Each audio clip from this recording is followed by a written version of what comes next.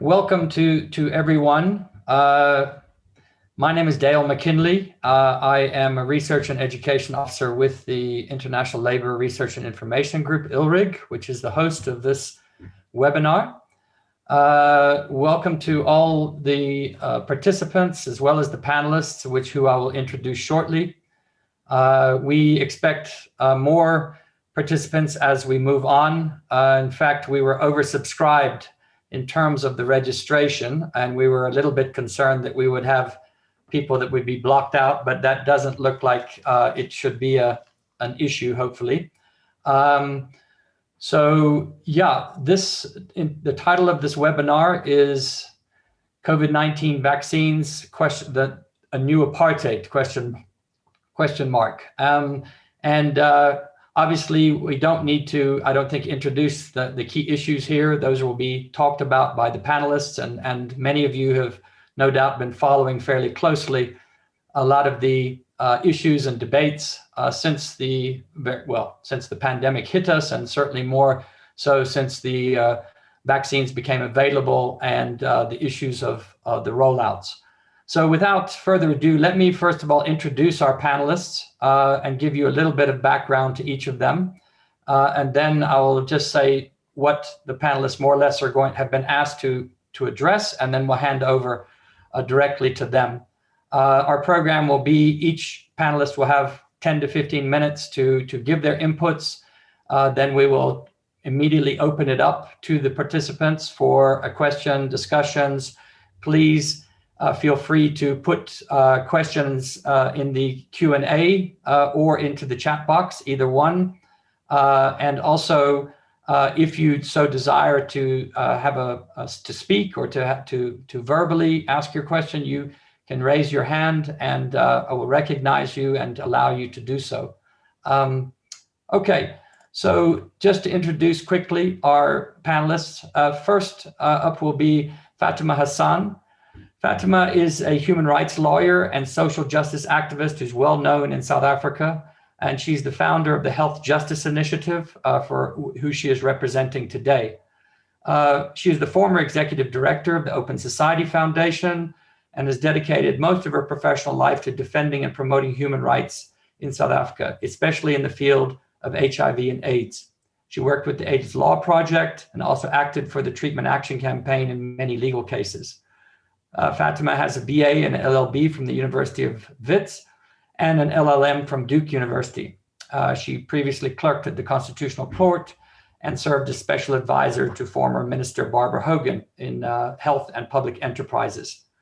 She sat on many different boards, founding trustee of Indefuna Ukwazi, and also is the host right now of a special COVID-19 intellectual property related podcast called Access.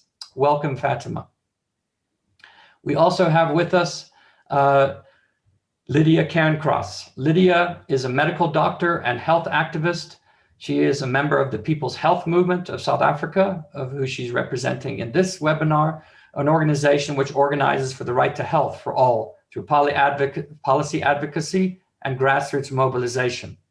During the COVID-19 pandemic, she has worked as a frontline doctor in the COVID services in the public sector, and has run community-based workshops on understanding COVID-19 virus and vaccine literacy, and is also a member of the C19 People's Coalition and People's Vaccine Campaign.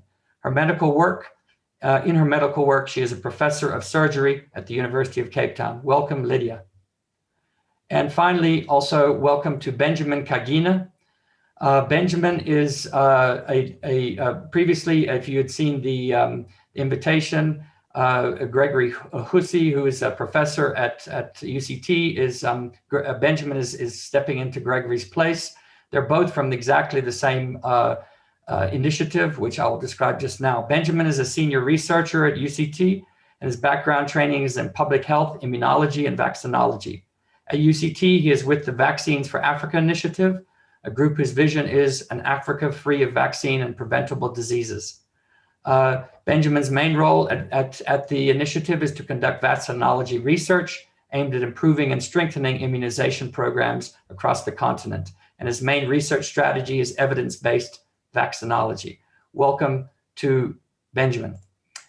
So what we've asked each of the panelists to do is to address the following. Fatima will be first off, and we've asked Fatima to address some of the ways in which the C19 vaccines have been and continue to be developed and distributed at a global level, particular focus on public versus private involvement and roles, national and international initiatives, and associated financing and costs.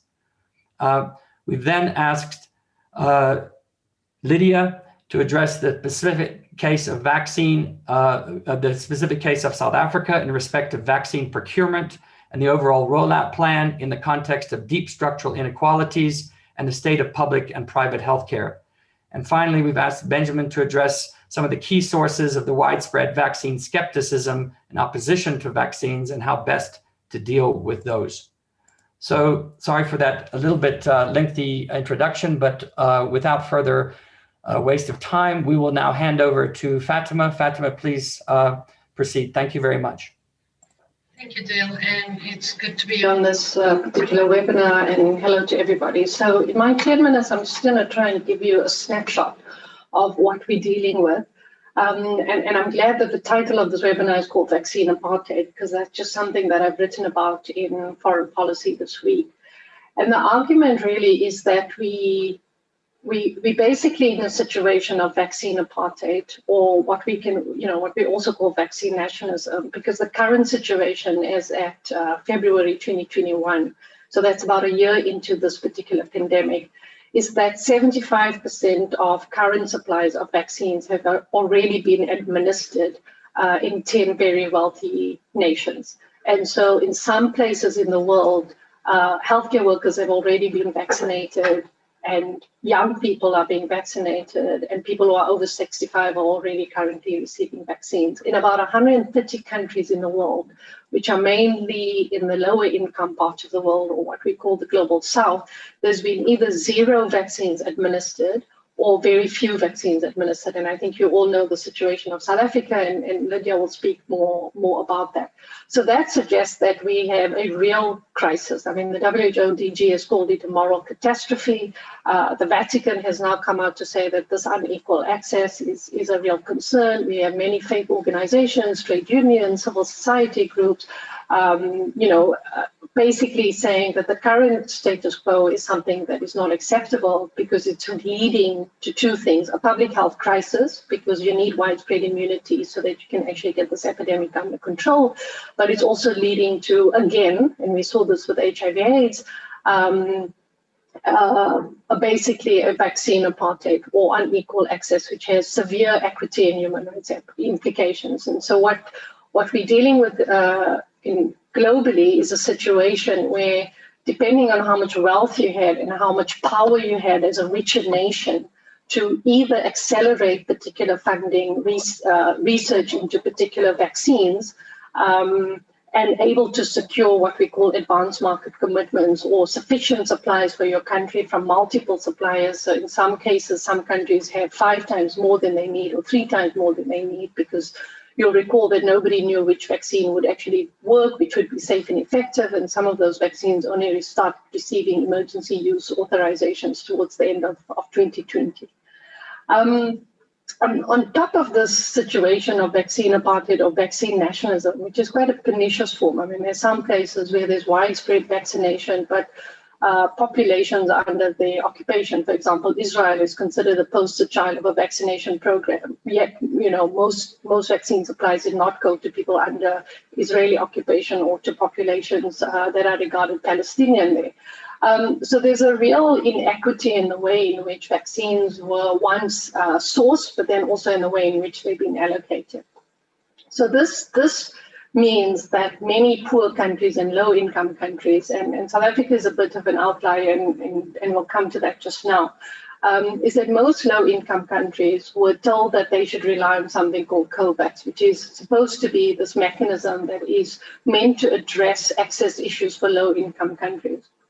But aside from the lack of transparency issues, and the New York Times has called COVAX a big black box, so you don't really know what's going on. None of the information is shared. There's 3 different pricing systems and 3 different economic classifications. Some countries have to self-finance their participation so they can access supplies first before anybody else. And some countries are, low-income countries are relying on subsidized access. What we now know from COVAX, and COVAX released its first quarter forecast about two and a half weeks ago, is that there's very few available supplies for low-income or subsidized country. And so the current estimate is that COVAX is only likely, in the most optimistic scenario, only likely to support up to 27% of vulnerable populations in most parts of the low-income or world or in the global south. So that's hardly sufficient to achieve widespread immunity. So if a country is not self-financing, doesn't have sufficient amount of resources, has no political or economic power, which is, a lot of countries in the global south, and you couldn't secure any kind of supplies through bilateral deals, then you have to rely on COVAX. And this is why the estimates are that by the time we actually get widespread immunity in the global south could actually take 3 to 4 years, while we are dealing with multiple variants and while we, also trying to manage a rapidly mutating virus. And I think Lydia will speak to that. So you're basically trying to secure supplies, so bilaterals, which most of the supplies have been taken up, or you're relying on COVAX. And then if you're an African country, you're relying on something that our president basically set up when he was the chair of the AU, which is called the African Union Vaccine Acquisition Task Team, AVAT. And that presumably has now also dipped into the supplies in COVAX. And so we've been told, and obviously none of it has yet arrived except for the 600 dosages that have now arrived in Ghana through COVAX. So the AVAT mechanism has said that they've managed to secure 1 billion dosages. 700 million is actually coming from COVAX, so you're getting it from multiple sources, and then 300 million are presumably through bilaterals from the front-runner vaccine companies, J&J, AstraZeneca, and Pfizer. Of course, the pause in the rollout of the AstraZeneca vaccine does complicate things because the pillar of COVAX is actually the AstraZeneca vaccine. Most of the vaccines it's able to supply to low-income countries is meant to be the AstraZeneca vaccine. Similarly, the AU deals include bilaterals with AstraZeneca or the sub-licensees, and they have 2 sub-licensees that are, because there's been market segmentation by AstraZeneca, that are meant to supply low-income countries, and that includes the Serum Institute of India and then a Korean company that has been given a license. So what do we know about the vaccine companies and what are the issues that we need to focus on? And obviously I can't give you a lot of information within the space of 10 minutes, so I'll just try and highlight some of the key issues. And Lydia will speak about the Johnson & Johnson study that's currently being rolled out in South Africa, because we're still waiting, in my view, we're still waiting to see what our vaccine strategy is in terms of selection. And new data has just come out in the last 24 hours about Johnson & Johnson, and Lydia will take you through that and what that means potentially for South Africa's vaccine selection strategy. But this is what we know about the vaccine companies. We are a year into this pandemic. Within the first year, it was recognized that this pandemic was going to have a severe global crisis, not just a public health crisis, but it would impact the world's economies. In some cases, it's running into trillions. And that with repeat lockdowns and the impact on the economy, that there was a self-interest and many vested interests to make sure that vaccine research was accelerated in an unprecedented way. So what actually happened was that a number of governments, and there's a Lancet article that came out last week, which shows what we know about of publicly available information around the public funding and co-funding of this vaccine research. So when people talk about their vaccines, it's actually not the case. AstraZeneca partnered with Oxford University. Pfizer partnered with the German state company called BioNTech. The Moderna vaccine was fully funded by donors and by the US government. That's why we call it the NIH Moderna vaccine. So in multiple cases with some of the front-runner vaccine companies, there's actually been substantial amounts of co-funding and public funding and public participation, and in some cases relying on the technology of previous public scientists or public institution scientists, whether they were in the EU or in the UK or in West Africa, particularly some of the Ebola research work. So one of the myths that we have to deal with is that this is your vaccine as a company. You are the only ones that it belongs to. And this is the reason why, of course, the TRIPS waiver and the requirement for governments to now step in and exercise their rights on some of these technologies is gaining momentum. And so that links to the issue of price. There's no price transparency. There's generally no transparency on the sub-licensing agreements. Despite the fact that there's been significant public co-funding of many of these vaccine products, there is a refusal to grant multiple voluntary licenses. And only when the EU had a supply crisis about 3 weeks ago did they actually then, put pressure on AstraZeneca to actually open up some of its licensing. And that is how Sanofi and Novartis actually got into the picture around manufacturing. And there's a potential that Merck could also assist with some type of scaling up. I mean, while the EU was having that crisis, to increase their own access to sustainable supplies, they decided to also put South Africa on an EU export ban list and some other countries. So there's a number of moving parts in terms of trying to figure out how we're actually going to ensure meaningful and sustainable access. And then in addition to that, what we're seeing is that despite the fact that we're in a pandemic, despite the pledges of solidarity in the beginning, despite all the warnings from the WHO and the UN, and there's been many world leaders who are speaking out about the dangers of vaccine nationalism and vaccine apartheid, and the fact that many of these governments actually co-own the technology but are refusing to step in, or what we call march in. What you have is a situation where the drug companies are in the driving seat. So they're deciding on the licensing, they're deciding on the pricing. But more importantly, and this is what we heard yesterday, is that many countries are now hostages to these negotiations. You have to sign non-disclosure agreements. We saw the situation that unfolded in Latin America this week, in particular where Pfizer asked national governments there to basically put up state assets as collateral for waiver provisions or indemnity provisions. Our own government yesterday admitted that it's going to set up a no-fault compensation scheme. So, the way in which the industry is exercising power and is being allowed to exercise that power, I think really has implications for how for many countries, and particularly for democratic institutions or for institutions that are trying to build democratic measures.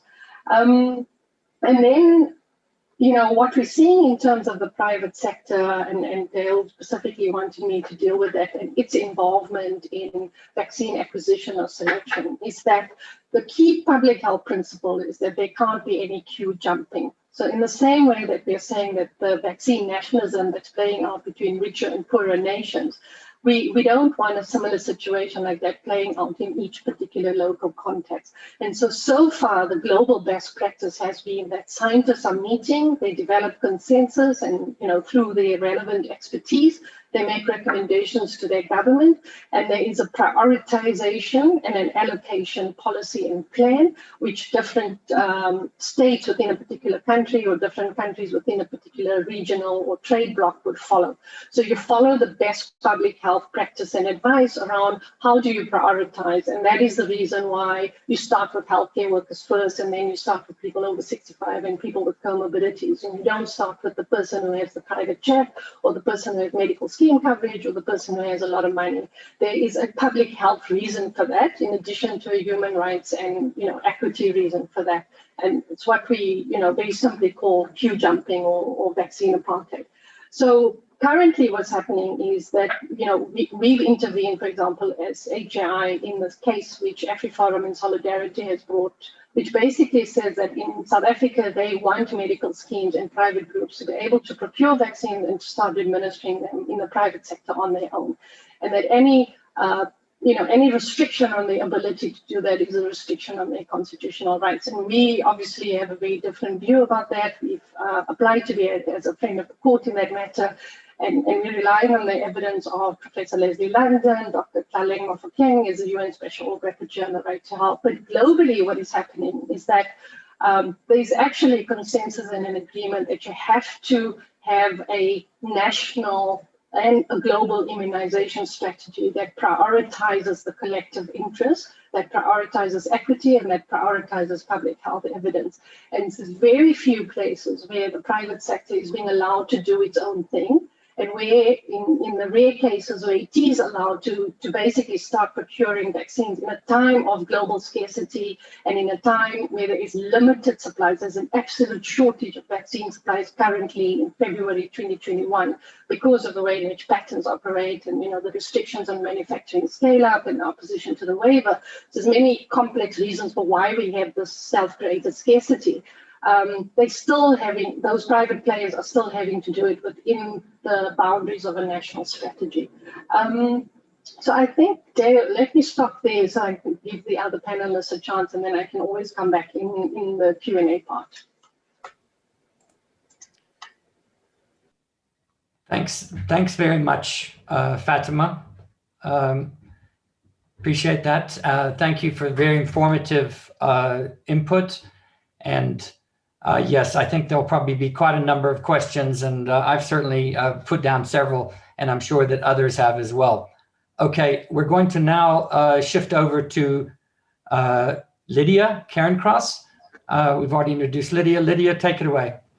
Thanks, Dale. Can I share my screen, Dale? It's disabled me, just re-enable me. So thanks everybody, and thank you for the invitation to speak about this. There's a lot to talk about vaccines and what's happening in the country. So I'm going to try and focus in on some of the key issues, and then pick up on what questions come through. So I just thought that it would be useful for us to first just very briefly remind ourselves why vaccines are so important. And I've been doing quite a lot of vaccine literacy training, and it's not always clear to everybody why we need to vaccinate and why we need to achieve population immunity. So we have this massive pandemic, which has hit us very hard. After our first wave, there was talk about South Africa having been exceptional, that we had missed the worst of things and somehow our strategy had worked well. And then we were hit by a second wave, which was much worse with deaths much higher than in the first wave. And there are very strong indications that there will be a third wave coming through in the winter months. These are the things that we've been able to do for COVID, and I think it's worth just reminding ourselves. So we've had the lockdown with the massive social and economic impact, and also a particularly militarized and authoritarian lockdown in South Africa. We've had attempts at individual responses, so masking, washing hands, avoiding crowds, and so on, which has helped to a certain degree. There's been a lot of community support for victims or those affected by COVID, and both the virus itself and also the impact of the lockdown, which has really, I think, saved many lives. But what hasn't really happened in South Africa in the last year is real steps to build a better health system, to improve the interface between communities and the health system, and to prepare our health system in a real way for future challenges which will be coming through. On the treatment side, while there are lots of drugs that are being investigated and being trialed, and a couple that have been registered, and some old drugs that are being repurposed, currently there is no cure for COVID. And so we're locked in the cycle of lockdown, opening up, COVID spreads, hospitals fill up, and people die. And really, we need to get to 60 to 70% population immunity, otherwise known as herd immunity, which could either be through people acquiring the virus, recovering and having antibodies, or through another method. And 70% of the South African population is about 40 million. And with a 2% mortality rate, we would be looking at about 800,000 deaths. If you remember at the beginning of the pandemic, there was quite a lot of discussion about whether we should just permit the virus to spread, or whether we should try and contain it. And I think the answer is quite clear, particularly the devastation of the second wave, that we can't let this burn. So vaccination is an alternative path to population immunity. And there's been massive global investment in developing vaccines, as Fatima outlined. That has been an input not only from private industry, but a massive investment from the public sector as well. We need to be familiar with the language of vaccines. We need to understand the phases that vaccine development has gone through, from preclinical trials, phase 1, phase 2, and phase 3. I won't go into that much, but I think it's important as activists that we're able to answer some of the questions around vaccine development. And the biggest question that we come up against is, how is this vaccine being developed so fast? And I've summarized it in 5 points. The first thing is to say that we had the scientific basis already through vaccine development for other vaccines. So both SARS and MERS were coronaviruses, and vaccines were developed against those, and we had that scientific platform. And then the Ebola vaccine uses very similar technology to some of the COVID-19 vaccines. The second point, of course, is the massive investment, both public and private. The third is that the phases mentioned there were overlapped. So normally you would complete phase 1, publish phase 1, get funding for phase 2, do the trial, publish, and then do phase 3. But with the COVID vaccines, permission was given to overlap the phases. So they were all completed, but they happened, some of them simultaneously. There was a lot of collaborative work as well. And the fifth point, I think, is quite important in that the vaccines were developed during the pandemic conditions. So first of all, many people volunteered for the vaccines to participate as volunteers because of a sense of social responsibility. And secondly, because of the pandemic raging, the number of cases, the number of people who were being infected with COVID was very high. And so the trial results could be brought together much faster than under normal conditions when an illness is very rare. So the sheer scale of the pandemic also allowed the vaccines to develop quickly. Long and the short of it is that instead of 15 years, it's been done in 1 year. And from 290 vaccine candidates, there are about 40 or so that are in clinical trials now, but 3 of them have been registered with the FDA. Actually 4, I think now with J&J, and 7 are currently widespread use. And those are the names that we're all familiar with. And the 3 that are relevant to South Africa really are Pfizer, AstraZeneca, and J&J. On the 17th of February, that's the day before we started our vaccination program, this is what the world map looked like in terms of vaccination. So they're measuring the number of doses of vaccine per 100 people, and you go from nothing to light green to dark green, depending on how many people have been vaccinated. And it's really a snapshot of what Fatima was talking about, this massive global inequity in access to vaccines. The sub-Saharan part of Africa is completely blank, nothing there.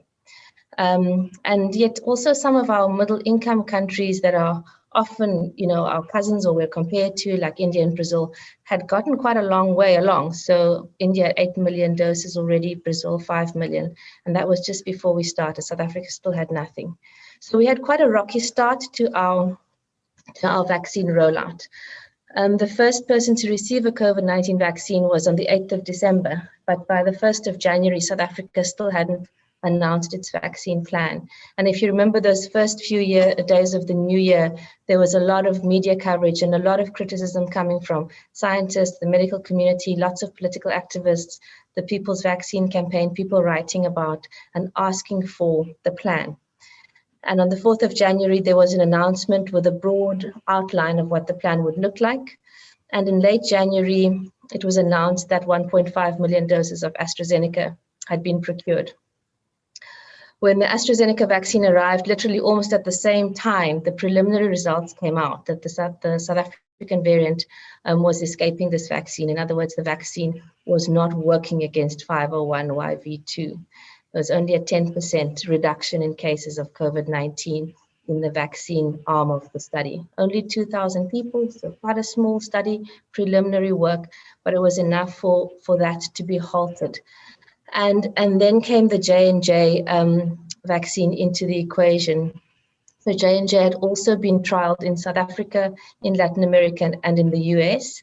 And the South African component of the trial was about 15%. So a reasonable number of participants came from South Africa. And importantly, 95% of of people who got COVID-19 in the South African part of the trial had the new variant. So it was possible to check whether this vaccine was working against this particular variant. And you've all seen the results, 57% efficacy against mild and moderate disease. The FDA now is reporting more 64%, but not great results in preventing mild or moderate COVID, but very good results in preventing severe COVID. 85% prevention of severe COVID and hospitalization, and 100% reduction in death. Now, we don't actually have, actually may now be in the FDA documents that were released today, the actual numbers and what was in each arm of the trial, but we know overall there were 43,000 participants, which is a good size. Now, in order to roll out the vaccine in South Africa, it needs to be approved by SAHPRA. And up to that point, only AstraZeneca had emergency approval, emergency use authorization, which takes sort of several weeks to do. And so instead of waiting for that time, what was done between the MRC and the Department of Health and SAHPRA was to put together what is called an implementation study. So we got research authorization for use of the vaccine, not emergency use authorization. That means that the vaccine is being rolled out to healthcare workers as part of a trial called Sisonke. There is no placebo, so everybody's getting the vaccine, and it's called an implementation trial or a 3B trial because it's to test how the vaccine works in the real world situation, which is often different to what happens within a trial situation. So that's what it looks like now. So in the last week or so, we vaccinated 41,000 health workers. But also look at the numbers and how they've changed globally. So the pace of vaccination is very fast in the high-income countries. Just to comment here, that the sheer insanity of the capitalist system really comes to the fore with this issue of the vaccine and the variants. Because what has happened here is that we've seen that a variant of the virus can be resistant to the vaccines that have developed. And the only vaccines that have been tested in South Africa are AstraZeneca and J&J against this particular variant. So the high-income countries can vaccinate the entire population. And if they leave the virus to rage unchecked in the global south, new variants will occur, and these new variants could be resistant to the vaccines that they have used on their populations, and we could get back into a cycle of having COVID-19 throughout the world. So if it's ever a moment for sanity, this should really be it. Anyway, coming back to South Africa. So this is the phase 1, phase 2, and phase 3 plan that was put forward by the Department of Health. So Fatima spoke about prioritization, that we know there's a global scarcity of vaccines, and so part of a national plan is to prioritize. So healthcare workers were prioritized as the first group. That's to stabilize the health system, to help to treat others, and also because healthcare workers are exposed daily in their work. The second phase would be essential workers, those in settings where many people live together, those over 60 and with comorbidities, and then phase 3 would be the rest of the adult population. There were no real time frames put against these phases, but this was the overarching plan. So South Africa is implementing this vaccine rollout in a system which is deeply divided. It's divided into two health systems, a public system and a private system. And it's divided, a system which is divided on urban and rural lines, as well actually as provincial lines. So there are massive inequalities between the different provinces. And there are a few key things we need to remember about the public and the private sector. The public sector is serving 86% of the population with 52 districts across 9 provinces. We've got about 1/3 of the doctors in the country. 30% of the specialists and 40% of the nurses work within the public sector, serving that 86%. And the problems of the public sector are very well known. In the private sector, 3 big hospital groups dominate the industry. That's Mediclinic, Life, and Netcare, and they have about 80% of the hospital beds, private hospital beds in the country. We have 86 medical schemes. The vast majority of the health human resources work within the private sector. We don't often hear the problems of the private sector, but they are significant and apply here on the issue of vaccine rollout. So the system is based on fee for service. There are no outcome measurements.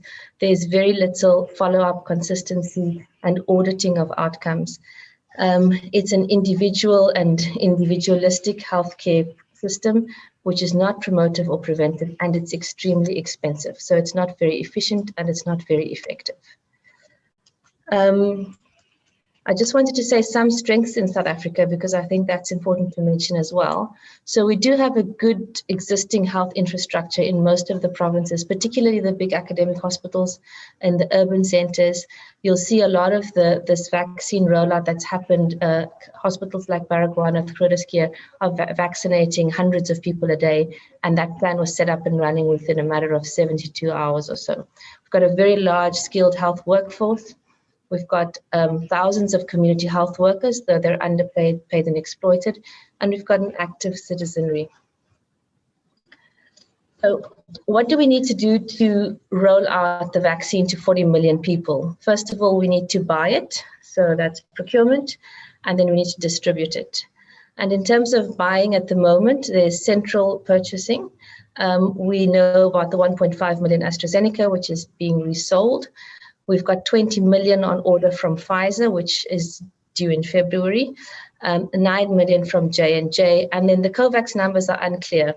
Some reports 4.3 million and others 12 million. We also don't know what's coming through the AU and VAT. Maybe Benjamin has some information on that.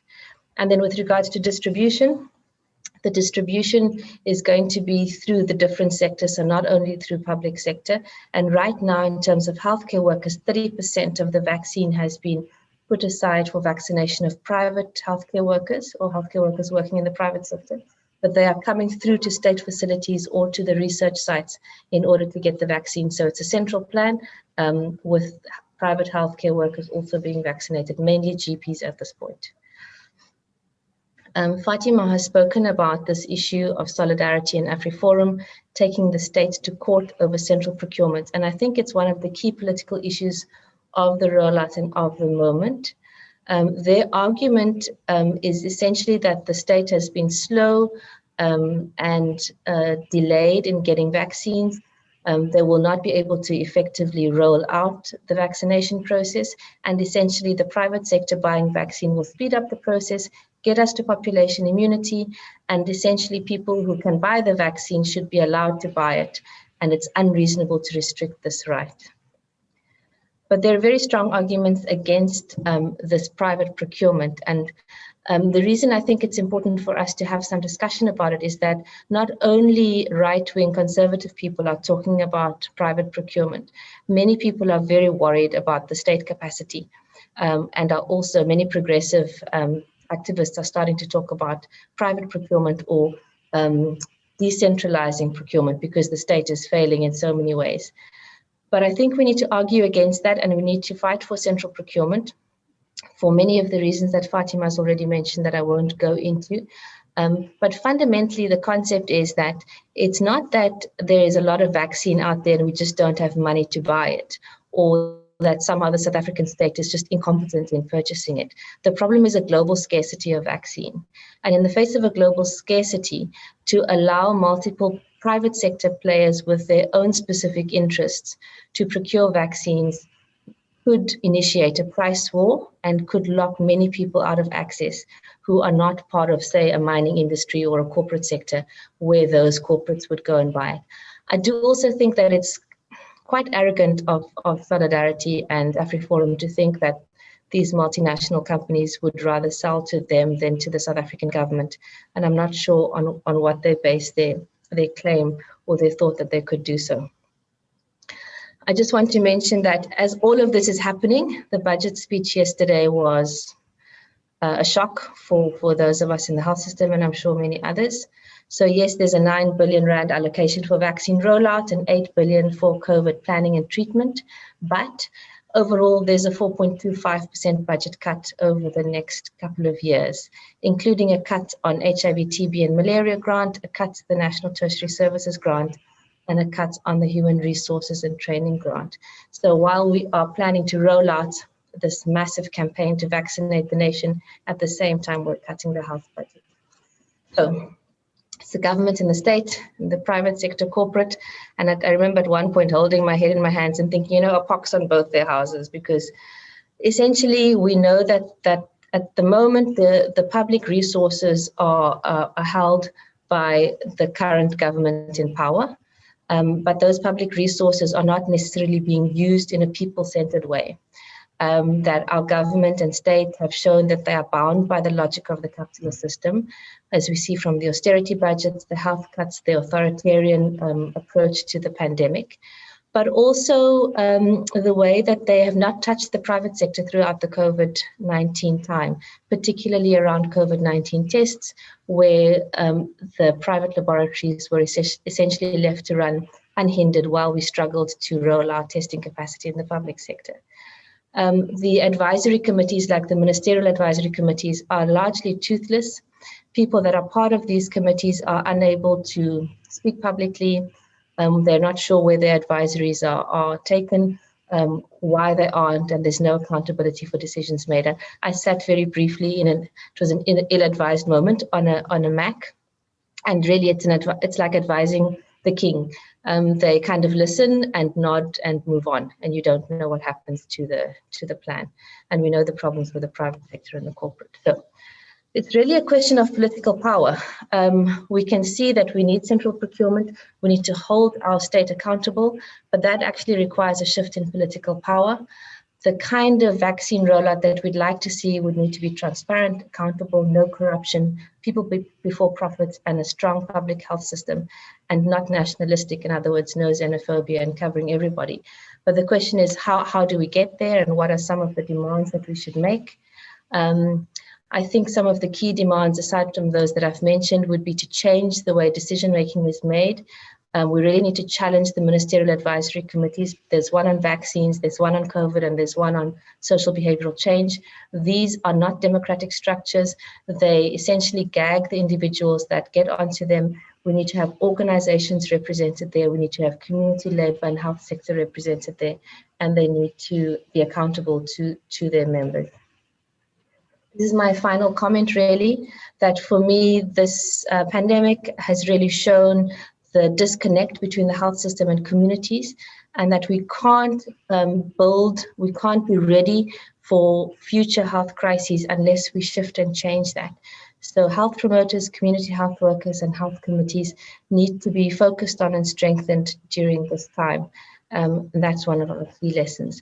I've got 10 points for demands at the end, which I won't go through, but just to say that the COVID-19 vaccine rollout is possibly the biggest single public health program we will see in our lifetime. And we could, through this program, entrench the old system. We could entrench the old inequalities and injustices in our health system, or we could use this as a catalyst to build a different kind of health system built on equity and on social solidarity. Thank you.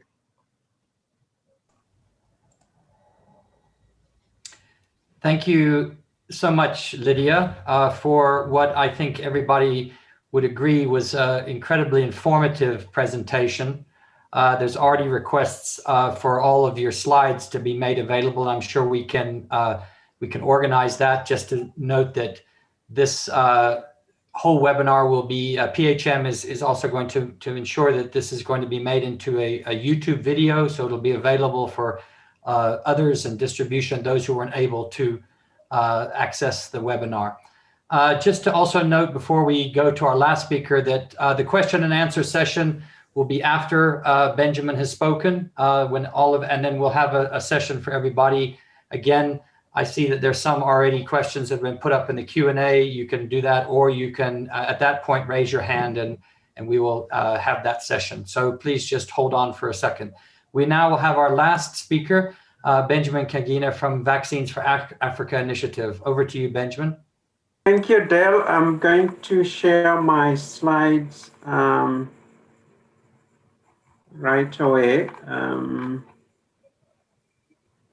Okay, so thanks for the invitation to this webinar, and I'm standing in for Greg Hasse, who is the director of Vaccines for Africa Initiative. So these are the three key issues that I'm going to tackle in this presentation. Let me just put it in presentation mode.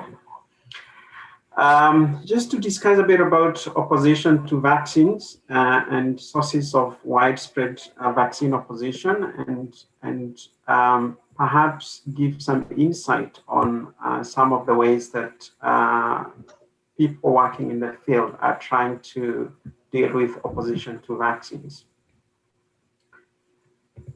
So before I get to talk about those points, it's important to highlight some key successes of that have been achieved through vaccination. And I think Fatima and Lydia, who spoke before me, were quite clear on indicating the importance of these life-saving tools, which are vaccines, specifically when it comes to COVID.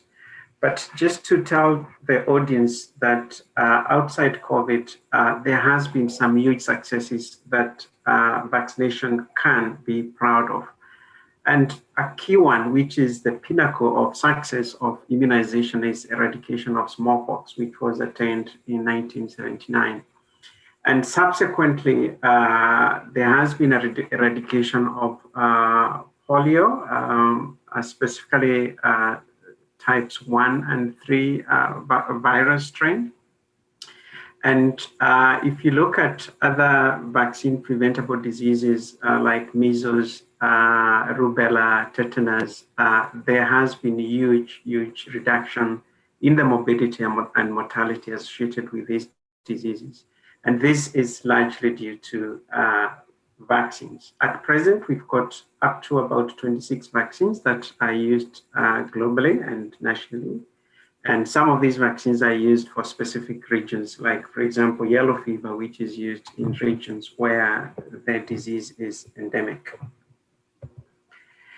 So coming back about vaccine opposition or vaccine refusal, I think it is important to make this clear that there has been perception that it's a binary sort of classification, whether you belong to a group which accepts vaccines or you belong to a group that does not accept vaccines. That is not the case. What research has shown is that you actually have a spectrum or a continuum of vaccine acceptance, where on the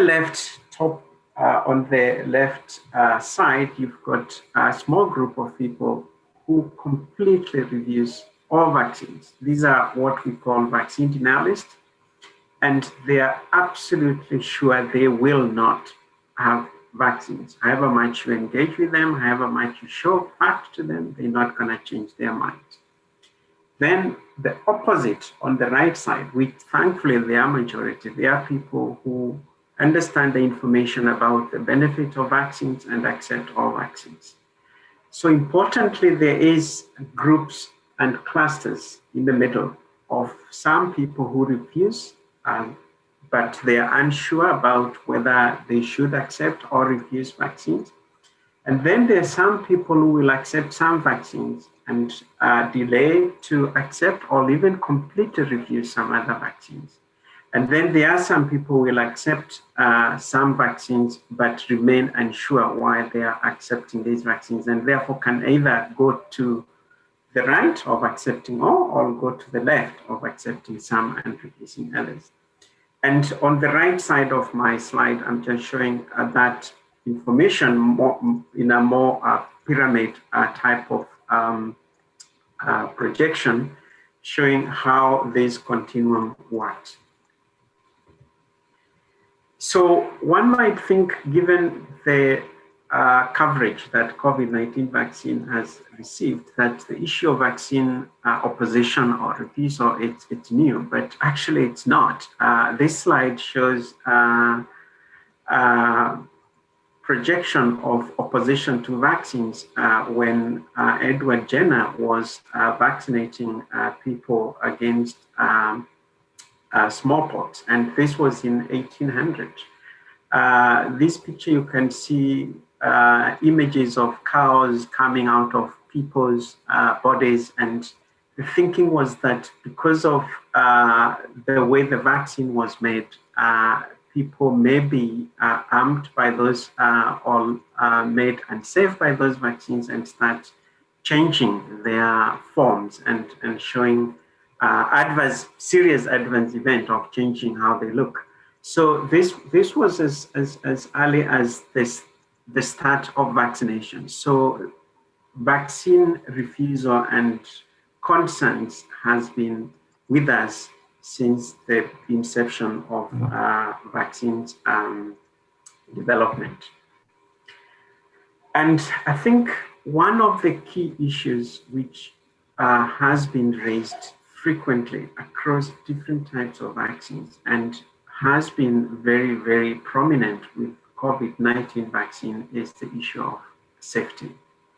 And it is important to mention that mostly, if not all the times, we give vaccines to healthy people.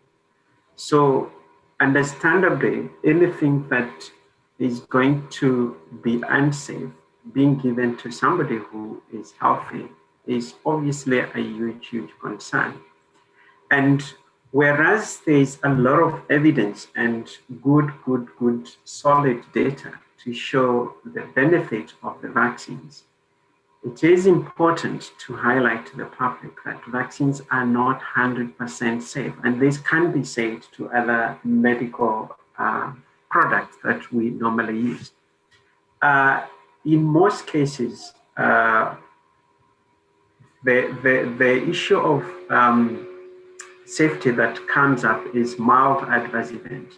And I need to mention that before a vaccine is actually licensed for use by public, it goes through a very, very rigorous testing. And Lydia explained this in details when she mentioned about the phases of vaccine development. So when the vaccine is released for use by the public, most of the adverse events that are picked up are actually those that are expected. And those are normally common vaccine-associated adverse events, which have been shown to not be of major concern. In some rare cases, there can be severe adverse events that can happen following vaccination. And it is very important for authorities that are managing the immunization program to make sure that those rare cases of severe adverse events are investigated. And if they are found to be vaccine associated, that information is critical because then it can inform further refinement of the product to make sure that the product does not cause severe adverse events. There are some cases where severe adverse events are not generic. It's mainly because of genetic underlying conditions of individuals, and this is why it is called rare cases. And there are some examples that I'm going to speak to later, especially when it comes to COVID-19 vaccines. So coming to COVID-19 vaccines, Lydia told us in the previous talk that over 280 million doses have already been rolled out globally. And what we can say so far is that this is perhaps one of the most advanced and very big undertaking in terms of monitoring safety of the vaccines simply because of the rapid rollout of these vaccines. And what the results are showing at the moment, after millions of doses have been administered for up to 11 vaccines that have been approved in several countries now, these vaccines are safe. The adverse events, which are mild, that have been reported so far, are what was picked up during the clinical trials, and these are headaches, a bit of chillness, a bit of fever, and obviously pain at the injection site, and this is completely expected. There are some rare severe adverse events like anaphylaxis, which has been reported to occur at a rate of 4.5 people per million vaccinees. And this is the latest data from US CDC. So it is important to mention here that if you look at many online surveys that were done with regards to whether countries are going to accept, or people from different countries are going to accept new COVID-19 vaccines, the issue of safety came prominently as a huge, huge concern that was driving negative sentiment towards people accepting vaccines. And people debated about that, some saying, look, you cannot do these kind of surveys in a vacuum because you don't have the vaccine yet. And preliminary data, what we are seeing is that actually when this information of vaccine safety is becoming more and more clear to the public, there's more and more acceptance of vaccines by the countries that have already rolled out. But we must also remember that in most countries, it is a phased approach. And most of the healthcare workers who are likely to have more knowledge and understanding of the risk of the disease and the benefit of the vaccines may not be as much hesitant as the general public that will be reached at a later stage. I think another important aspect that I need to mention here is the issue of the rapid development of COVID-19 vaccines, which again, Lydia mentioned the reason why it was possible to develop COVID-19 vaccines at a quicker pace than what has been known to happen historically. And that rapid development was also flagged as one of the issues that people raise as concerns to making decision on taking up COVID-19 vaccines. This is a very nice opinion piece written by Jason, and they were trying to actually show the background to the themes that are quite similar when it comes to vaccine refusal, when you compare current situation and the old situation. Remember, I started by talking about Jenner in 1800, there was still opposition to vaccines. And what these authors pick up clearly is that two key themes emerge when it comes to vaccine hesitancy. And the first one is the perception that the risk of getting vaccination or getting vaccinated outweighs the risk of getting the disease itself. And this is very, very wrong perception, because we know very well the benefit of the vaccine. You do not want to get the natural infection because, as history has shown to us many times, you are far worse off. You are likely to die, likely to develop permanent health condition because of being infected by a natural disease as opposed to getting vaccination. So that is one of the themes that came up and one of the key drivers of vaccine hesitancy. And then the other thing that came up was the issue of mandatory vaccination, which is something that has been tested in many settings. And there are many countries that have vaccine registration requiring that, for example, a child before they go to school, they should show proof that they are vaccinated. And these are some of the things that people who are hesitant to get vaccines try to make a big message out of them, indicating that their rights have been violated. But it is very important to understand this aspect, because as government and as vaccine advocate, we need to know how to engage with these people who raise these issues and in most cases misinform others. Social media is one of the biggest sources of correct information as well as incorrect or misinformation. And this is a paper that was published in British Medical Journal, Global Health 2020, which tried to look at the relationship between vaccine disinformation and vaccination coverage. And here we talk about childhood vaccines. And they could see that the more you have vaccine disinformation, the less vaccine coverage you get, indicating that that space of social media is a very, very prime and fertile ground where incorrect information can be spread and influence the behavior of the public when it comes to making decisions on getting vaccine or not vaccinated. So what has been the field doing to be able to deal with the voices of vaccine opposition? So first has been to characterize what are the causes and what drives people to become vaccine hesitant. And there is this model, which is called 3C model, showing that if people see the risk of the disease is not that high, they would rather go for getting natural disease than getting vaccinated. And sometimes when vaccination programs are so successful and the disease incidence and prevalence goes very low, complacency can settle in. And this is where people start refusing vaccines. And in those cases, you end up with epidemics. Confidence. We had Fatima talk about... Benjamin, if you could just wrap up, please. Thank you.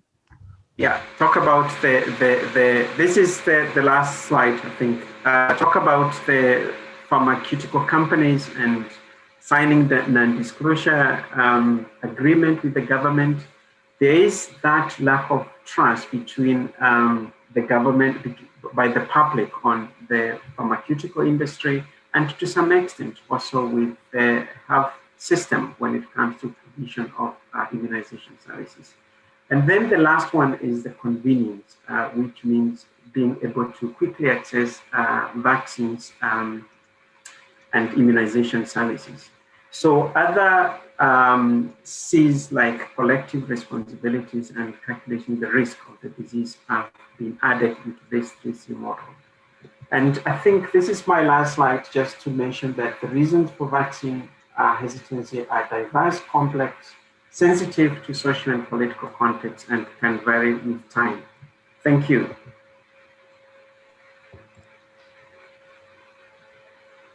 Thank you. Thank you very much, Benjamin. Appreciate your input. Another very informative input that gives us an indication of some of the key issues around vaccine skepticism and opposition and the realities of that. We have quite a lot of questions already that have been put into the chat, as well as a couple of ones that are coming from Facebook. Those are also been put in the chat. I'm going to just read out a couple of these questions, and then we're going to just, we'll ask, Fatima has indicated that she is going to have to move at some time just after 5:30, but we still have time, so that's fine. If we go a little bit over, I don't think anybody is going to be too concerned about that. This is a very important issues. So looking at some of the questions, and then those of you who in the panelists who want to answer these, I think Lydia's already answered a couple of the questions in the chat function. Question for Fatima, particularly from Kate Stegeman on Facebook. Any insight into how we navigate justified and important calls for transparency on vaccine pricing, delivery, etc. on the one hand, and the argument that non-disclosure agreements make some of that info protected from public scrutiny on the other hand? Many here will agree that not only is this info in the public interest, but vaccine research has relied on public investment. Big Pharma wants to shrug off requests for audits, and Minister Marquise et al. Dropped the non-disclosure agreement one-liner in press events. So is there any legal wiggle room here? And then another question directly for Fatima is, any insight into how we navigate justified and important calls? Sorry, that was the same one. There's another question from Impai and Kali. How do vaccines actually work? Throughout history, we've created vaccines that have saved millions of lives, but how do they actually work? Our bodies don't know how to fight a new virus like COVID-19. And then he goes on to describe this is not only protects each of us from getting sick, it protects our communities. and then make some commentary. So I guess he's asking particularly about how do those work and ensuring that vaccines are also safe, which is a question that Lydia answered from another chat function. And then finally from Eletu Inkala, I would love to know, in the case of Ebola vaccines, was the issue of equity when it came to, was there the issue of equity when it came to vaccine dissemination the same as the apartheid witnessed now with the C-19 vaccine? And what can we learn from past response to high-level health scares? So those are some of the questions that have come through in the chat function. And I'm sure there'll be some more from people who would like to raise their hands, but I'm going to hand over first to Fatima and then Lydia and Benjamin to address these ones. And then we'll have a second round of those who would like to ask their questions via the chat, raising your hand. Go ahead, Fatima. Thanks, Dale. So I think that, that's a great question. And what we need to realize is that we actually in a moment of crisis, globally and locally. And the crisis is not just one of a public health crisis, which I think Lydia, as well as the other panelists, very succinctly kind of summarized the crisis moment that we're in. We're also in a crisis of secrecy. There's just very little information that's being shared. And that's why the issue around the interrogation of pharmaceutical company practices as well as richer nations has to be stepped up, both by our media, as well as our government, as well as civil society. So let's deal with the issue of transparency of the agreements that we potentially may have as South Africa, as well as the agreements that we supposedly have with COVAX and with the AU. So my organization, since November 2020, so that's a few months now, has been asking government for information through multiple emails, letters, correspondence about their plans. And we said to them, you're dealing with a situation of global scarcity. You're going to have to ration. Where are you going to get supplies? How are you going to prioritize? What is the situation given the fact that we have a two-tiered unequal health system? And what are your plans?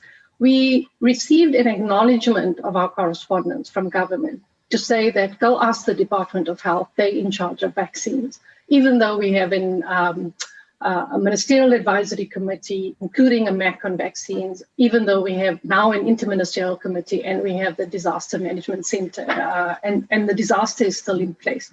So the first problem in South Africa is that we're dealing with vaccine manufacturers' lack of transparency and a government that's allowing it and enabling it, and a government itself that is refusing to share a lot of information in an effective way or in a timely way. And I mean, we must all admit that government's communication has actually been really, really poor and has been really, really weak. So we got to the point where finally the minister, shared some parts of different PowerPoint slides, and that's sort of regarded as the vaccine strategy, which Lydia has explained to you, and how fast things are moving and the different variations.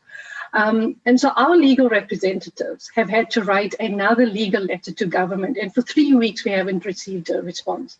And it deals with the issue of transparency of these agreements and the pricing arrangements and those relevant details. And we've said to Parliament in particular, there is legal provisions in our law which says that when you sign an international agreement, like the agreement with the AU AVAT mechanism, like with COVAX, because these are all sort of, made up private kind of institutions that have been developed as a result of the pandemic, you actually have a duty to file those agreements with the Speaker of Parliament. And we're asking them, have you done so? We also have asked questions around why are you allowing a non-disclosure agreement in the middle of a pandemic? Why are you acting powerless? In a country where we've got some significant constitutional rights and we also have some constitutional protections. So I think the problem around transparency of COVAX, of AVAT, of the different companies is also in part enabled by a government that is acting locally powerless, but in Geneva is pushing for a TRIPS waiver. At the same time, in Parliament not passing for example, the Patents Amendment Act. So to me, it suggests a very schizophrenic kind of response to this pandemic, where the one arm of government doesn't necessarily know what the other arm is doing. But when you look at globally what's happening around transparency, they're facing the same problems, because what has happened is you've put pharmaceutical companies into the driving seat. You're allowing them to exercise that kind of control and power. COVAX has not answered, any kind of detailed questions to most journalists that have asked them. The New York Times calls them the black box. Yet middle income, high income, and low income countries must rely on COVAX for supplies and must give money over. And now we've discovered there are forfeiture clauses, there are penalties. So there's a lot of, I think, cloak and daggers in relation to a number of these contracts and in relation to a number of these deals. And remember that you're trying to get supplies from COVAX. At the moment, the pillar of COVAX is the AstraZeneca vaccine. So what happens to the 2.7 million that's been forecasted for delivery for South Africa now is a big question. The second mechanism you're dealing with is a VAT, and then you're doing the bilaterals. And in relation to the bilaterals, because of the different sub-licensing arrangements, you can only deal with certain companies. So we still don't know the real reason why we're paying more why we paid more for the Serum Institute's AstraZeneca vaccine, what price we'll pay for the Korean company's version of the AstraZeneca vaccine in COVAX. And similarly, I think the AstraZeneca thing is a good example of how that lack of transparency on pricing and the differentials in pricing is actually playing out. The only reason we know that some of the prices the EU is paying is because a Belgian minister mistakenly tweeted the price list. That was the first time the world realized that even though these companies had committed to a low profit or a no profit pledge for the duration of the pandemic, that they were actually charging different prices because of these different sub-licensing arrangements. So the pricing transparency, I think, is like the supply crisis, it's self-created, and I think that we have to be asking more questions. What has surprised me, and I've been writing about this a lot on social media, is that there has been an almost exclusive focus on government action and government conduct in South Africa through our media, particularly commercial media. Very little scrutiny of the conduct of these pharmaceutical companies. There are some foreign media houses that are reporting on what these companies are doing in South Africa. Like, for example, for weeks we've known that Johnson & Johnson wanted the no-fault compensation scheme. For months, we've known that Johnson & Johnson only gave a partial license to Aspen for the fill and finish. And initially, the doses were only supposed to be meant for export until civil society created some pressure. So some of those dosages may actually land up as part of the 9 million deal, where some of those supplies will be kept in South Africa. So I do think that our levels of scrutiny need to be increased, particularly on that, especially because our money is paying for COVAX, our money is paying for the AU deals, and our money is actually paying for the bilaterals with the different companies that we've now entered into. So, I think that would be my answer around the situation that we're in on transparency. And it links to my final point about how government is dealing with the pharmaceutical companies with kid gloves. In Geneva, it's pushing for a waiver, and there's a lot of resistance and opposition to it. But here in South Africa, it's almost like we're back in those HIV/AIDS days again. There's no demands for compulsory measures. There's no pressure being exerted on these drug companies. I don't know where the price reduction conversations are actually happening. And, like somebody said in the chat box, there's just a press statement of, we've had to sign an NDA and sorry, we can't share information. We're in the middle of a pandemic. It's one of the worst public health crises that we've experienced in over 100 years. And so if you're going to allow a drug company to behave in this way, in this time, then you can forget in future pandemics to having any kind of high levels of scrutiny or transparency of these particular companies. And Dale, I think that there's a lot of bullshit happening, and so let's just call it out. We are being told different stories by government officials, we're being told different stories by the MAC, and we're being told different stories by the drug companies. We have to find a way at getting to the heart of what is really going on, because we keep getting told different stories. And, as civil society, we're sending letters, we're asking questions. There's very little meaningful engagement. It's almost like the Department of Health has forgotten what our courts have said, what constitutes meaningful engagement. And if we don't have that, then we have to rely on the media to ask the right questions. But if the media is afraid of being sued by pharmaceutical companies, we all know what happened with Pharmagate, right, a few years ago. And if the media doesn't want to be probing that, then, in some respects, then it's all left in the hands of civil society and universities. Thanks. Thanks very much, Fatima. And the questions are thick and fast. I'm going to hand over to Lydia. And Lydia, if you would, in the Q&A, you've already answered Melissa Howell's questions, but I think that would be quite interesting, at least for some of the participants to hear if they haven't seen that, and anything else you'd like to address that's come up. Go ahead, Lydia. Yeah, thanks, Dale. I mean, some of the questions that came up in the chat were around safety and efficacy of the vaccine and how long the immunity lasts for. It's so difficult this webinar because we're dealing with a lot of different issues. So I think just to say, I've had the vaccine and I'm fine. I was very lucky to have it in the first phase of our health worker rollout last week. So there's a difference between severe adverse events and side effects that you expect to come from the vaccine. So I think when Benjamin was saying that no vaccine is 100% safe, what he was saying that all medication that we use has got side effects, and the side effects of the vaccine, and particularly the COVID vaccine, are related to your immune response to the vaccine. So there's no virus in the vaccine, there's no COVID that you can get from it, but your body mounts an immune response against particles within the vaccine, which are teaching your body to recognize COVID. So things like a mild fever, headache, a little bit of nausea or muscle ache, common for a day or two and then disappear.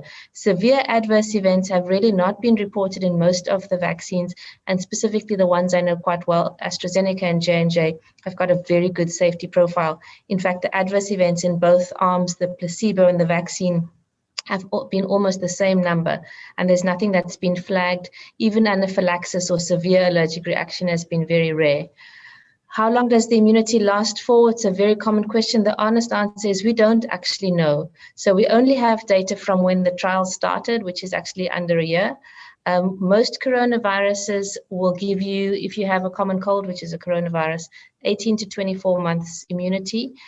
We don't know if it will be the same for COVID. We know that before the new variant, there were very, very few people who got a second episode of COVID-19. And if they did, it was very mild, sort of like under 1% of people who had it. So there is some evidence that the immunity lasts for at least months, possibly a year or two. We will only really know with time.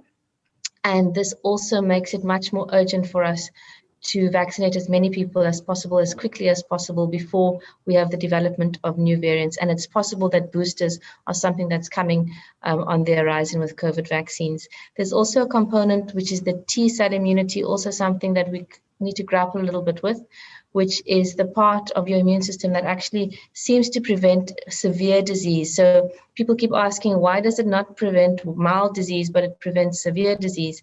And it's thought to be related to your T-cell immune response, which gives you a longer lasting memory immune response and helps to protect specifically against the lung and severe aspects of COVID.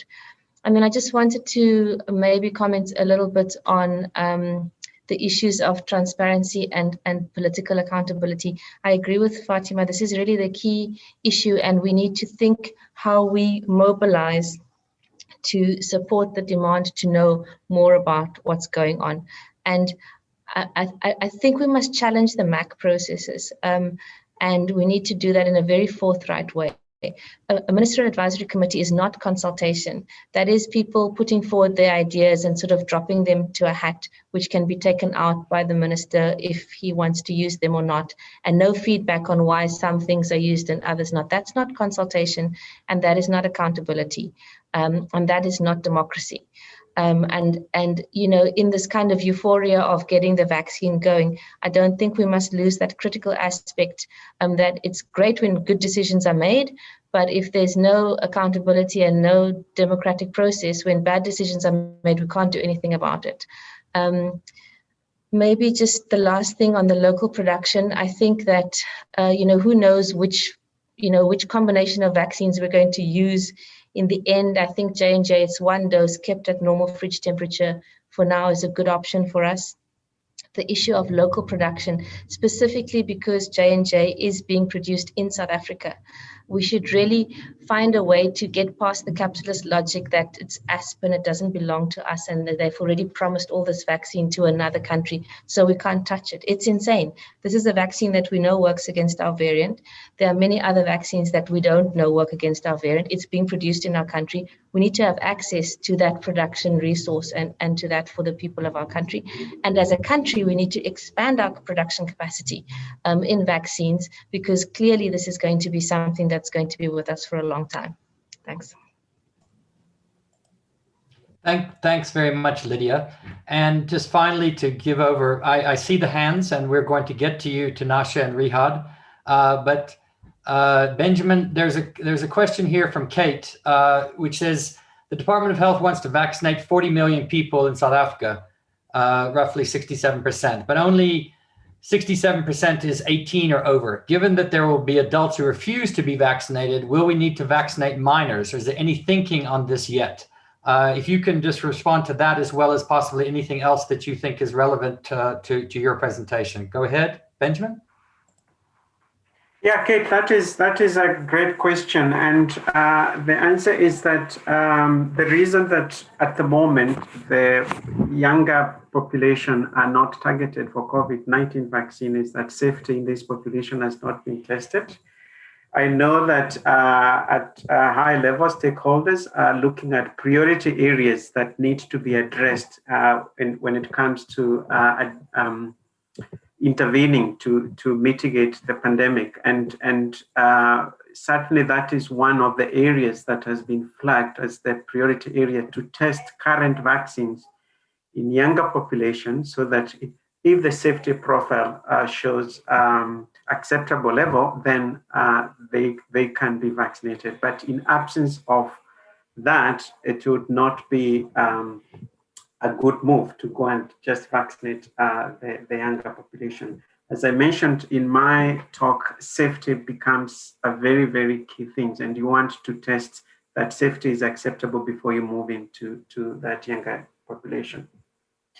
I would also speak briefly about immunity, just to add to what Lydia has said, is that in addition to not knowing how long it lasts, is that we do not know what to measure to say somebody is protected from getting COVID. That means correlate of protection.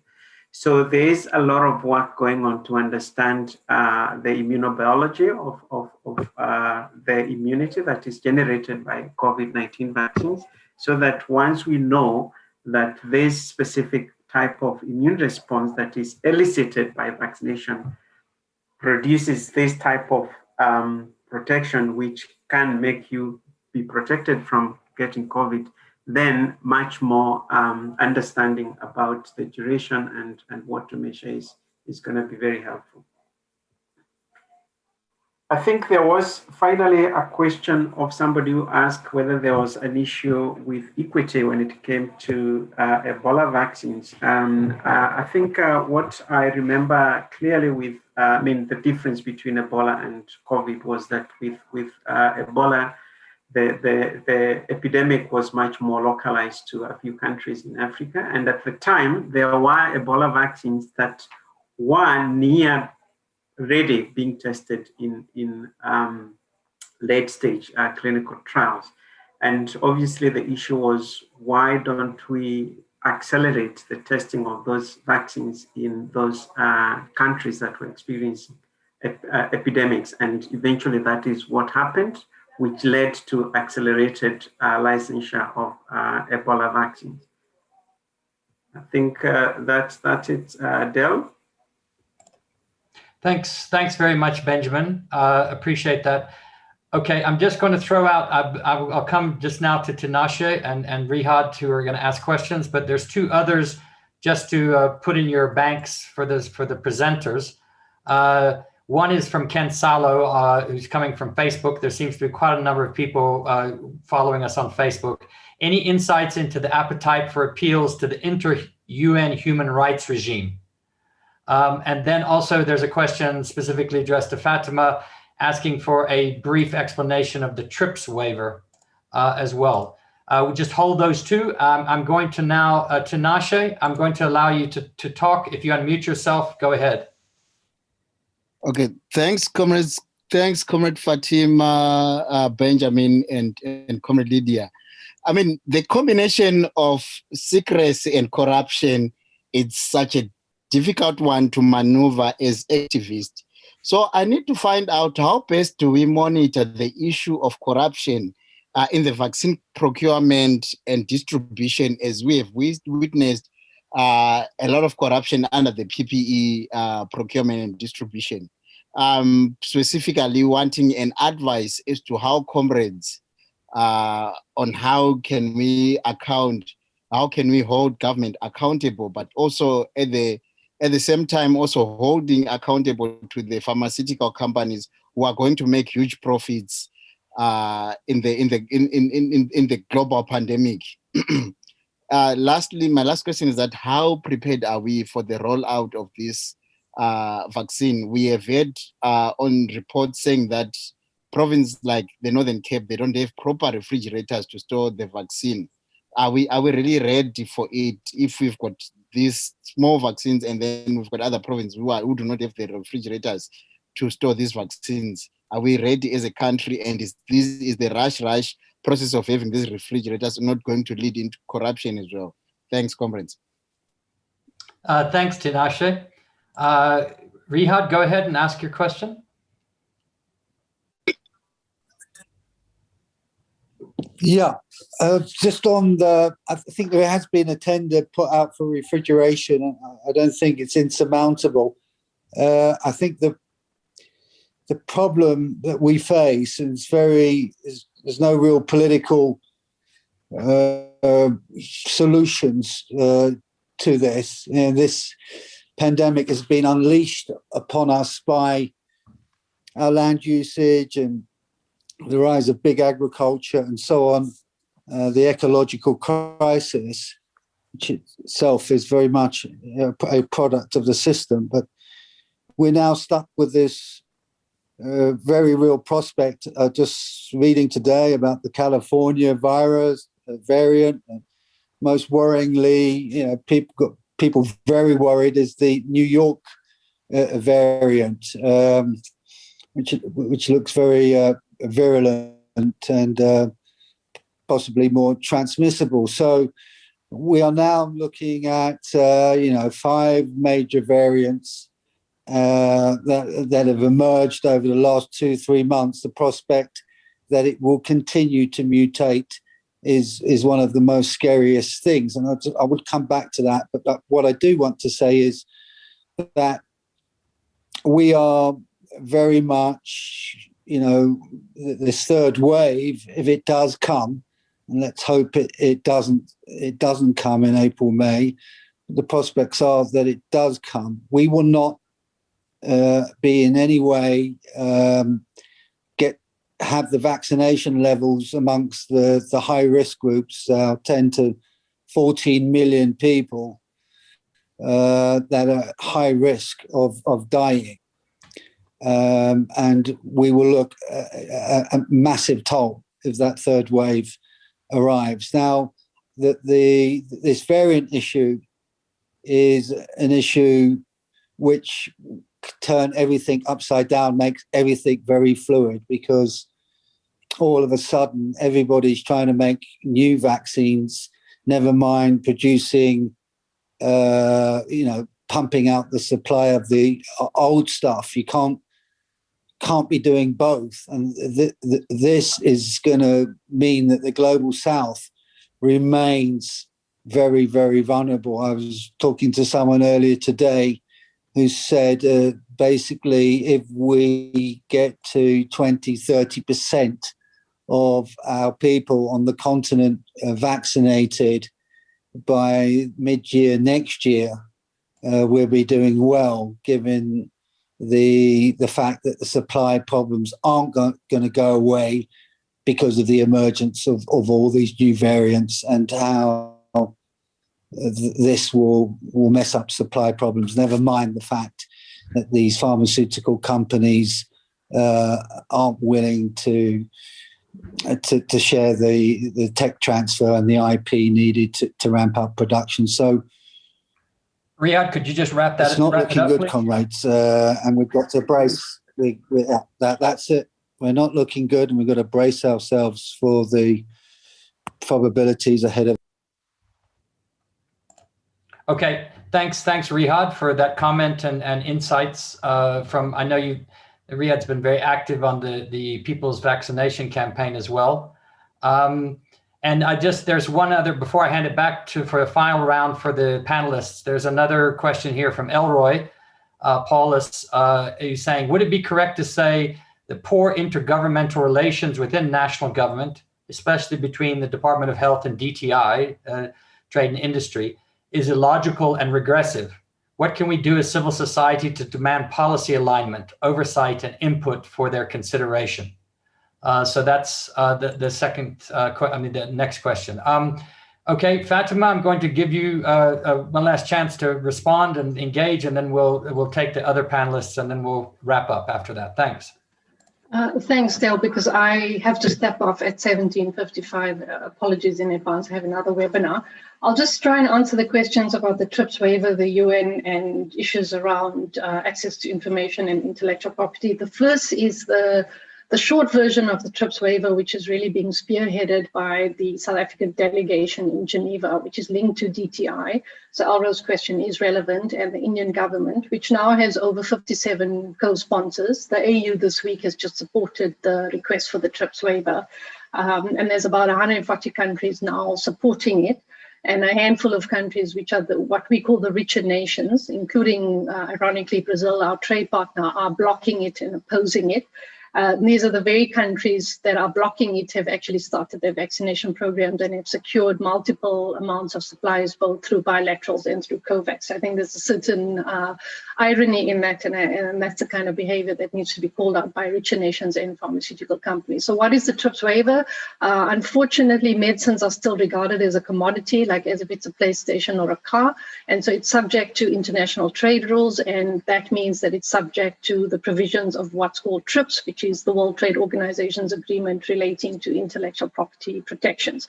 So the TRIPS waiver is a request that's been led by India and South Africa, which asks for a temporary waiver of some of the rules for COVID-19 related technologies, not just for vaccines, but including diagnostics or if a treatment comes on board. So for all related COVID-19 technologies, and also related to trade secrets and, a whole range of different measures that a waiver is being sought to make it easier for countries in the low-income parts of the world and middle-income parts of the world to be able to share technology, to be able to have the tech transfer, to be able to scale up manufacturing of all of those different technologies, just for the duration of the pandemic, which is why it's called a temporary waiver. And that would allow countries to more easily be able to scale up manufacturing without having to worry that you're going to be taken to the WTO dispute body, or without having to issue compulsory licensing measures in each individual country, and without then the possibility of litigation by those drug companies in your domestic context. It was meant to be a simple, quick, easy, temporary solution for a global crisis, which started in October last year, but it's still being blocked.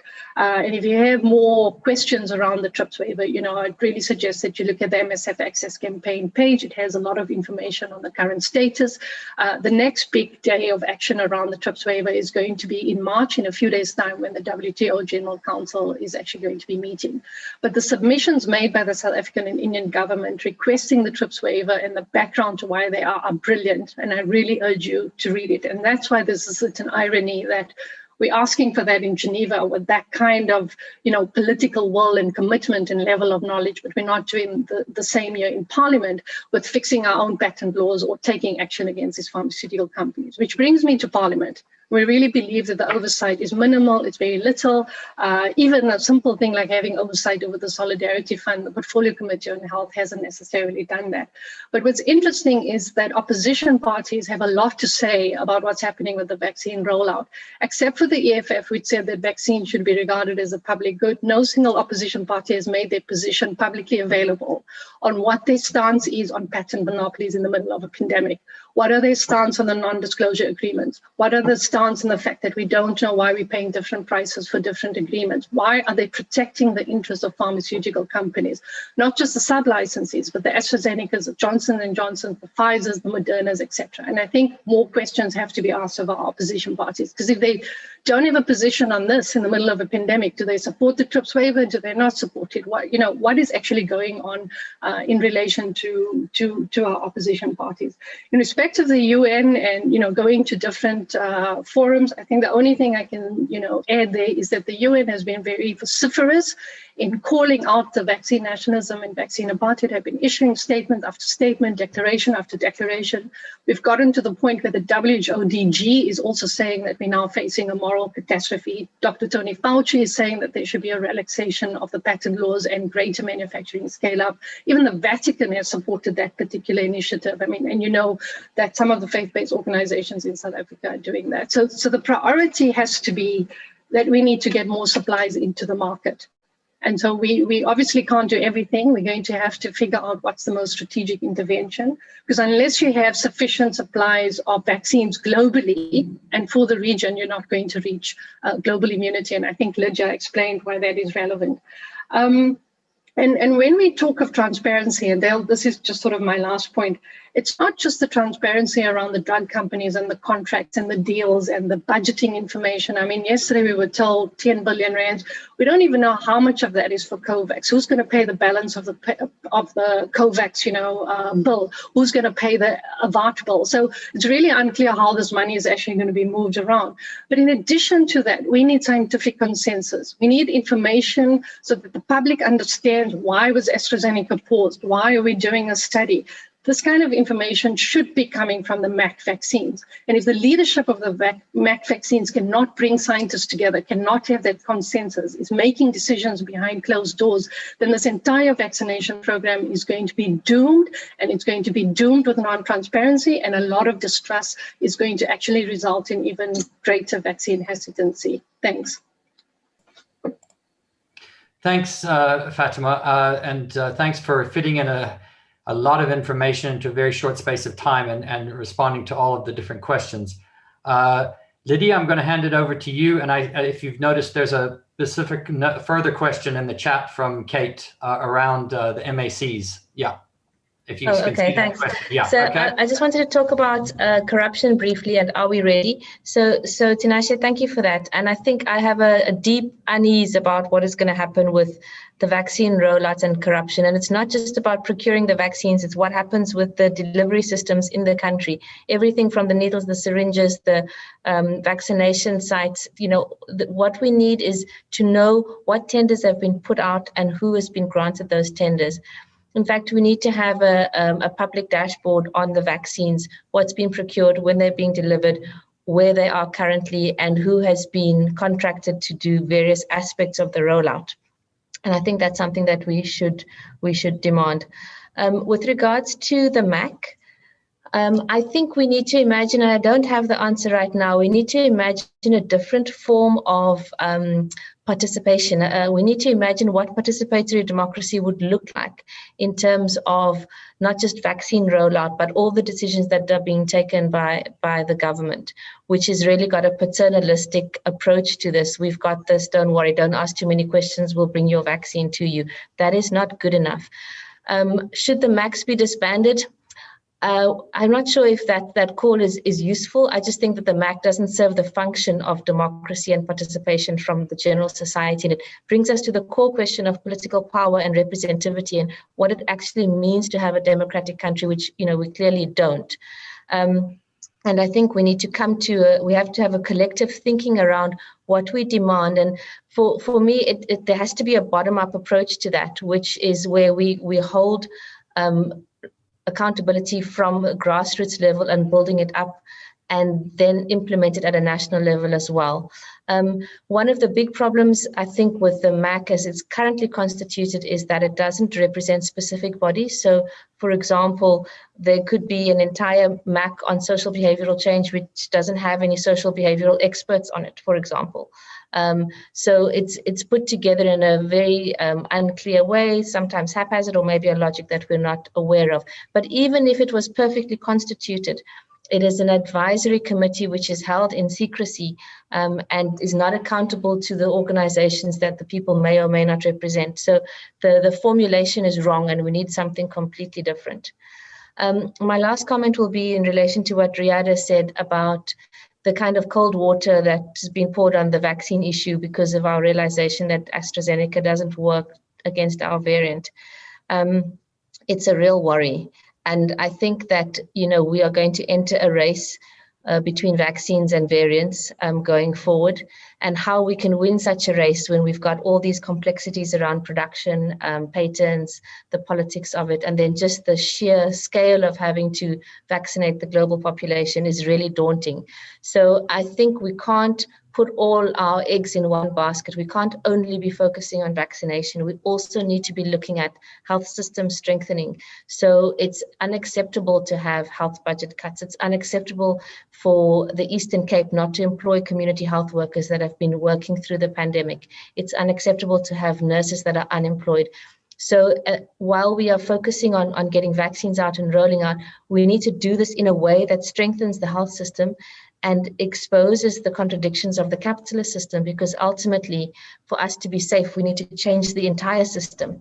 So that seems even more daunting, but I'm saying it's not just about, you know, getting shots into arms. That's a very important aspect of it, but the health system is absolutely critical, and the whole of society change. And whether this is a moment where we can really imagine that break and that change is, I think, something we would like to believe and that we will need to struggle for. Thank you. Thanks, Lydia, and thank you also for reminding us of the systemic nature of this crisis in so many different ways, which is obviously a longer-term challenge. We're going to give the last part to Benjamin. Benjamin, there's one last question here in the Q&A session from Vicky and that you might want to also address. And she says, what about the transparency on comorbidities in phase 2 rollout? So that would be a question. So over to you just to wrap us up here. Benjamin? Yeah, go ahead. Thanks, Dale. I think, Vicky, I think what has come very clearly from this webinar is that communication and transparency are lacking, not as optimal as we would want it to be. And I think that is something that will be very, very critical for us to make sure that it's achieved if we have to have a successful rollout, not even with phase 2, but all phases. And I would want to come back to the issue of variant, given that, you know, this is something that is emerging from different corners of the world. And these pros and cons. I think on the pro is that we can see second generation vaccines, which are now coming to the clinical testing. And I'm sure soon we will start hearing about third generation vaccines, which are going to be much more resilient, or would I say much more robust in terms of addressing the issues of different variants. And also on the positive side, I recently had a meeting with, attended a webinar with WHO and partners. And one of the key areas they were trying to look at is to see how much they can learn from colleagues who do flu vaccine development, which need to develop new vaccine every season because of changing of strain. So I think there's a lot of learning that is happening across sectors. And this is bringing a very important issue, which is collaboration and using multidisciplinary groups in terms of addressing the challenges that are being faced. I think in terms of knowing what is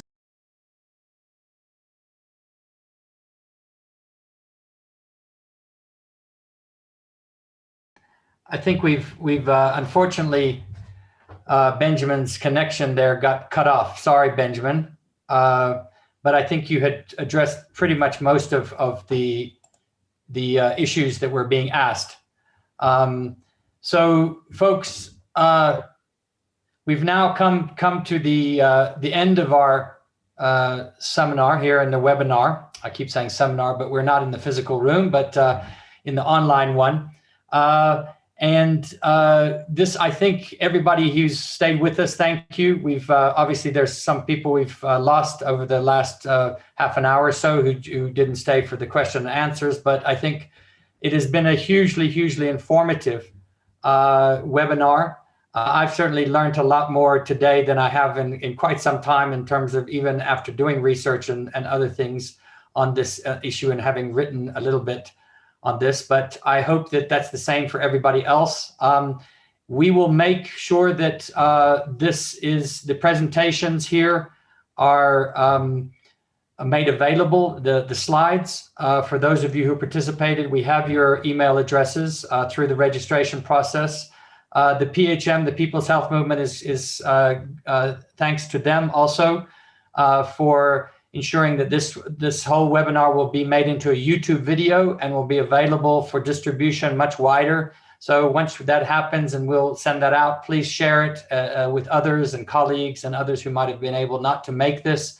There were at least about 50 other people who registered that weren't with us, but I think many joined on Facebook as well.